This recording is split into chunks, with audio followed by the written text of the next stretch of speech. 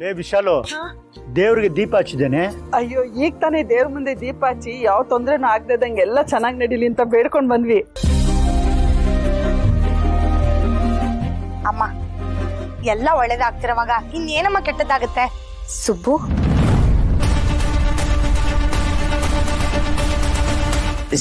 ಶ್ರೀವಲ್ಲಿ, ಲಗ್ನಕ್ಕೋಸ್ಕರ ಹಾತೊರಿತಿರೋ ಇದೊಂದು ವಿಘ್ನ ಇದೆ.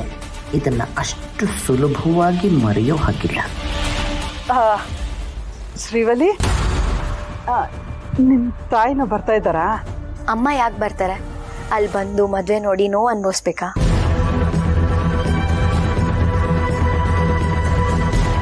ಇಲ್ಲ, ನಾನಾಗ್ಲಿ ಅಮ್ಮ ಆಗಲಿ ಬರ್ತಿಲ್ಲ.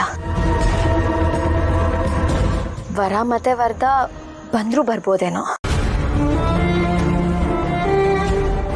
ಅಮ್ಮ ಶ್ರೀವಲ್ಲಿ, ನಾನು ಅವತ್ತೇ ಹೇಳಲಿಲ್ವಾ, ಯಾರ ಹಣಿಲಿ ಏನೇನು ಬರ್ದಿರ್ತೋ ಅದೇ ನಡೀತೆ. ನೀನು ಬೇಜಾರು ಮಾಡ್ಕೋಬೇಡಮ್ಮ. ಹೌದು ಶ್ರೀವಲ್ಲಿ, ಶ್ರಾವಣಿಯಮ್ಮ ಸುಬ್ರಹ್ಮಣ್ಯ ಸೇರ್ಬೇಕು ಅಂತ ದೇವರೇ ಇಚ್ಛೆ ಪಟ್ಟಿದ್ದಾನೆ.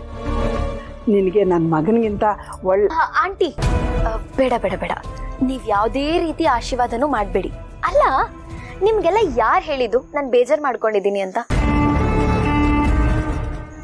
ನಾನು ಖಂಡಿತವಾಗ್ಲೂ ಬೇಜಾರು ಮಾಡ್ಕೊಂಡಿಲ್ಲ. ಖುಷಿಯಿಂದನೇ ನಿಮ್ಮನ್ನ ಕಳಿಸ್ಕೊಡೋಣ ಅಂತ ಬಂದಿದ್ದೀನಿ.